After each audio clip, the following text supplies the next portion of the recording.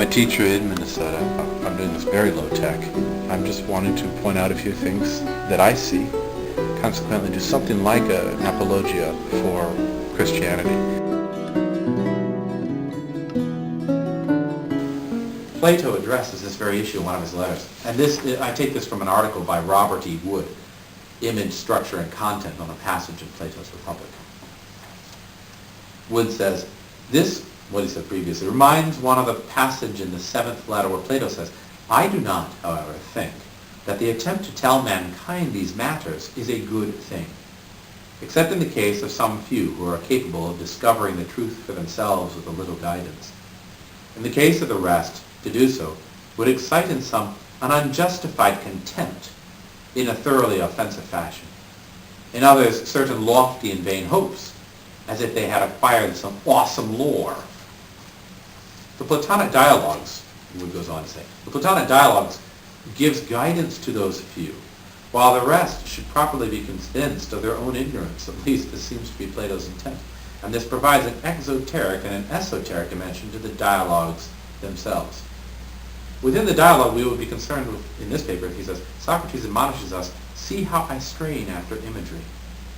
By itself, this might simply call attention to the insufficiency of the image employed in the immediate context of the admonition. However, viewed as a comment on his entire practice, it can be taken to mean, pay attention, hwaet, pay attention to the care I take throughout with imagery. What that suggests is that Plato uses his imagery with extreme precision. Any great artist does exactly this. They use the images at their disposal, the notes, the colors, the words, with extreme precision in order to convey a truth, in order to think about a thing, in order to suggest some reality. And Plato says that we progress during our lives through stages. We're like he said, a chrysalis, right?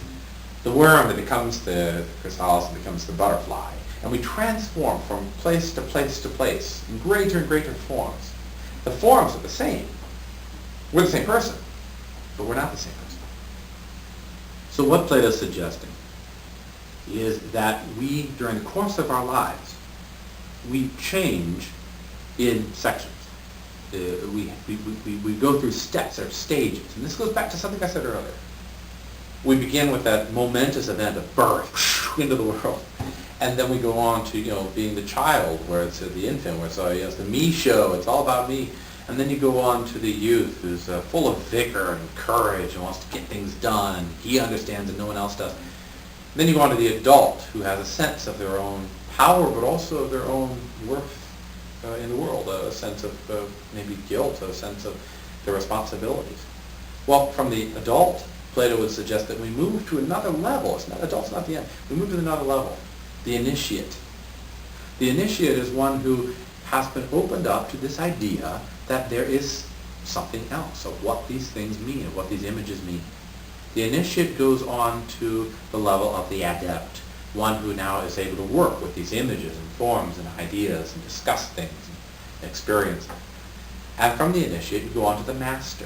The master is one who has complete control over all those techniques and all, and understands their worth, but also somebody who has what was called in Indian philosophy Maya. Maya is the sense of the nothingness of our own existence. The sense that things will pass away.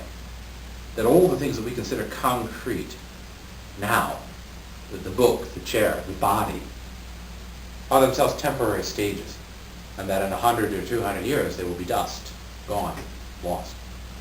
Maya is the sense of not just immortality, but of the transience and then thus of the illusion of the eternal. And at that stage then we're ready for the next big step in death, in the loss of our own existence. And he said that all philosophy is a preparation for this. All philosophy is a preparation for that death. It is trying to move a person from stage to stage to stage to understand themselves at a greater and greater level. And understand also the myth that they have been seeing from the time they were in the nursery. From the nursery you get a myth that is a germ. It develops over time to greater and greater levels with you. So that by the time you get to be an adult, you aren't thinking about that myth in the same way that you did when you were in the nursery, but it's still the same myth in a different form. He suggests that these stories then go on in different ways and show different things. And I give two examples to illustrate this. One is from Scott Olson, an article, The Indefinite Dyad and the Golden Section, Uncovering Plato's Second Principle. It involves a great deal of mathematics, which I'll spare myself and you as well. But what I wanted to point out here is a couple of things that he's suggesting. Olson is looking, he's a mathematician, he's looking at the development of this image in Plato, and says, while investigating my intuition that the golden section is at the center of Plato's work, the golden section is at the center of Plato's work, especially after finding it in the divided line, I kept an eye out for any further subtle clues. It is interesting that Alexander, in his commentary of the Metaphysics, retains from Aristotle this very telling aspect about Plato's theory.